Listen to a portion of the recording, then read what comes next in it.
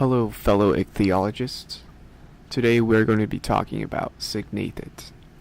The Sygnathids are a family of fish composed of three main groups: the seahorses, the sea dragons, and the pipefish.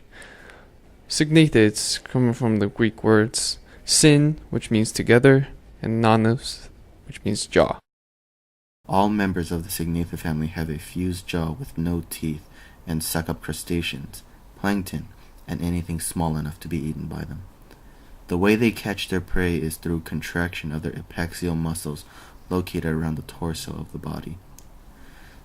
By contracting, they store energy, and by relaxing, they release the energy, which causes the heads of the Sygnathids to quickly move and suck their prey into their mouths.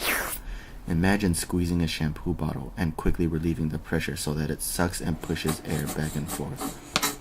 This is how Sygnathids eat. Sygnathids don't move very fast and tend to be poor swimmers.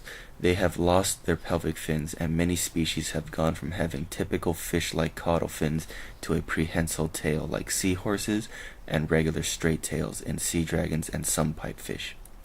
But all Sygnathids have a special dorsal fin that propels most of their movement. Comparing hummingbirds to Sygnathids, which can flap their wings up to 70 times per second in air, which has little to no resistance, hummingbirds ain't got The bodies of the Sygnathids are unlike many animals because they have evolved to have their skeleton on the outsides of their fleshy bits. By doing so, the Sygnathids have a hard armor-like plating all over their bodies that come in all different shapes and sizes. This has allowed them to develop camouflages over millions of years to allow them to blend in many different and colorful places. Some of the more remarkable Sygnathids are the leafy sea dragons as opposed to the weedy sea dragons, which have adapted extraordinarily, growing kelp leaf-like appendages to blend in with the plant life.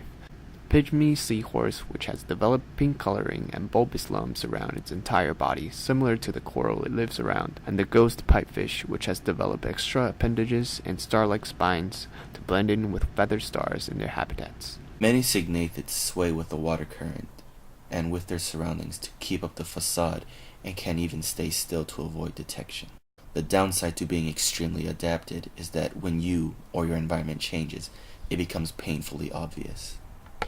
Perhaps the most interesting aspect of the Sygnathids is that in most of the species, it is the males that get pregnant. Seahorses and pipefish will carry the eggs inside of the male's body, where oxygen and other nutrients can be provided to the eggs while being protected. The sea dragons will create a brood patch, which is a thin film-like substance that the males will attach to the length of their tail. The females use their ovipositor, which is a penis-like structure, to deposit the eggs onto the patch. On the tail, the male can easily flow water over the eggs to provide oxygen. Eventually, time will come for the eggs to hatch, and the father will wave his tail until they all pop out. As for the pipefish, when the time is ready to hatch, the brood pouch will open, and the babies will swim out or be shaken out.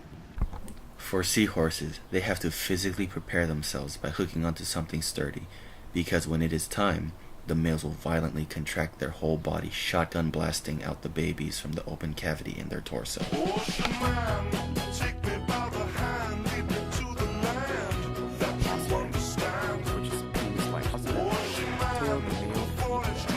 Eventually, time will come for the eggs to hatch until it's for the pipefish ready to hatch.